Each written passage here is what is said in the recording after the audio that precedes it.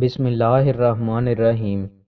رسول اللہ صلی اللہ علیہ وآلہ وسلم نے ارشاد فرمایا، جو شخص صدقے دل سے اللہ سے شہادت طلب کرتا ہے تو وہ اسے شہداء کے مقام پر پہنچا دیتا ہے، خواہ اسے اپنے بستر پر موت آئے۔ رسول اللہ صلی اللہ علیہ وآلہ وسلم نے ارشاد فرمایا، جب کوئی مسلمان کوئی ایسی دعا کرتا ہے جس میں گناہ اور قطع رحمی نہ ہو تو اللہ اس وجہ سے 3 چیزوں میں سے کوئی ایک اسے عطا فرما دیتا ہے۔ یہاں تو اس کی دعا فوراً قبول فرما لیتا ہے، یا اسے اس کے لیے آخرت میں ذخیرہ کر لیتا ہے، یا پھر اس کی مثل تکلیف اس سے دور فرما دیتا ہے۔ رسول اللہ صلی اللہ علیہ وآلہ وسلم نے ارشاد فرمایا، اگر میرے پاس احد پہاڑ کے برابر بھی سونا ہو تب بھی مجھے یہ پسند نہیں کہ 3 دن گزر جائیں اور اس سونے کا کوئی حصہ میرے پاس رہ جائے، سوائے اس کے جو میں کسی قرض کے دینے کے لیے رکھ چھوڑوں۔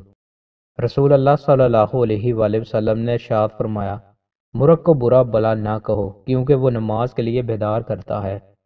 رسول اللہ صلی اللہ علیہ وآلہ وسلم نے ارشاد فرمایا، تم لوگ تکبیر کی آواز سن لو تو نماز کے لیے معمولی چال سے چل پڑو، سکون اور وقار کو پکڑے رکھو اور دوڑ کے مت آؤ، پھر نماز کا جو حصہ ملے اسے پڑھ لو اور جو نہ مل سکے اسے بعد میں پورا کر لو۔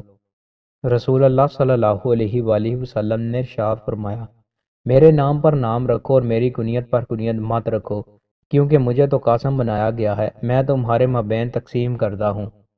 رسول اللہ صلی اللہ علیہ وآلہ وسلم نے ارشاد فرمایا، جو شخص استغفار کی دعاؤں میں کثرت کرے گا اللہ تعالیٰ اسے ہر پریشانی سے نجات، ہر تنگی سے نکلنے کا راستہ عطا فرمائے گا اور اس کو اس طرح رزق عطا فرمائے گا جس کا اسے گمان بھی نہ ہو۔ رسول اللہ صلی اللہ علیہ وآلہ وسلم نے ارشاد فرمایا، جب تم میں سے کوئی جنازہ دیکھے تو اگر اس کے ساتھ نہیں چل رہا ہے تاکہ جنازہ آگے نکل جائے یا آگے جانے کی بجائے خود جنازہ رکھ دیا جائے۔